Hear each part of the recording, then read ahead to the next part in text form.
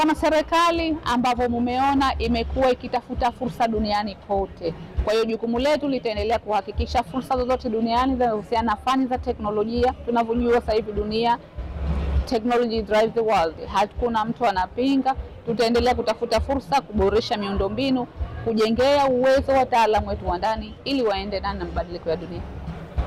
Wamekuja wataalamu ambao wako hapa, watajadiliana vyema na wahadhiri wetu na wataalamu wetu wa ndani. Wanafunzi watapata fursa ya kujifunza, lakini kama ambavyo tumeona waliopo hapa ni wataalamu na wenye mashirika katika eneo hili, network itakuwa kubwa na exposure kwa wataalamu wetu wa ndani itakuwa kubwa.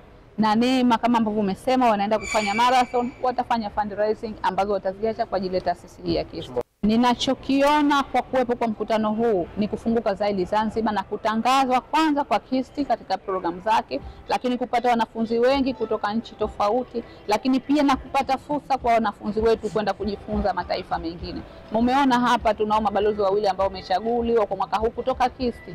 Watakuwa ni washiriki katika Avidev Africa duniani, watakuwa kama wasikilishi na wamefanyiwa mashindano.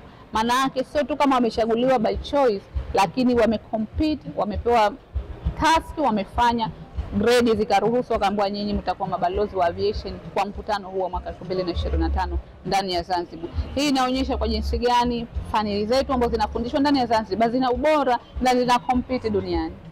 Kufanyika mkutano huu ambao umekuja, haukuja tu by chance, lakini kutokana na jitihadi za taasisi ya Karume ikishirikiana na wizara katika kuhakikisha zile fursa zote ambazo ziko duniani kwa ajili ya kutoa fursa kwa vijana wetu inafanyika. Lakini hapa ambapo tumesimama ni hanga hili. Hili ni jitihada za wizara na jitihada za serikali. Hanga hili tulikuja kulizindua mwaka 2022 tukishirikiana na taasisi ya TEA kwa upande wa Tanzania bara. Kuanzishwa kwa programu hii ambayo mpya ni miongoni mwa jitihada za wizara kuhakikisha kuwa wanafunzi hapa sio tu wanasoma fani za engineering, lakini wanasoma fani za aviation. Kama ambavyo mmekiri, Zanzibar ni kisiwa. Huwezi kutoka nje ya kisiwa ukafika kokote, meli itakufikisha Pemba, itakufikisha Dar, lakini unahitaji aviation, unahitaji aeroplane ili uweze kufika katika continent nyingine. Na kama ambavyo tunajua Zanzibar ni tourist destination, ni lazima tuwe na wataalamu wetu wa kurusha hayo madege kwenda kuwachukua wageni huko na kuwaleta hapo. Kwa kweli program yetu kama ilivyo ni program ambayo ni ya kimataifa. Kwa sababu tunapozungumza program ya aircraft maintenance, hauitakiwi kuweza kuilimited katika mazingira yako tu. Unatakiwa umtoe mtu ambaye anaweza akafanya kazi sehemu yoyote. Sasa katika ujio wa hawa watu ambao wanawalepo au ujio wa haya makampuni tofauti katika hii field yetu, nadhani itakwenda kusaidia pakubwa katika kuiendeleza hii program. Tunaelewa program bado inakuwa, lakini uwepo wao unawezekana ukafungua zaidi milango kwa walimu wetu, lakini pia kwa wanafunzi wetu katika masuala mazima ya capacity building, lakini katika masuala mazima ya kupatiwa mbinu au vifaa vipya katika mafunzo ya haya program ambazo tunazo. Gap kubwa ambayo tunayoface sasa hivi ni wanafunzi wetu kupata internship au kupata linkage katika haya makampuni makubwa. Still tunasafa baada ya wanafunzi wetu kumaliza wapi wanakwenda.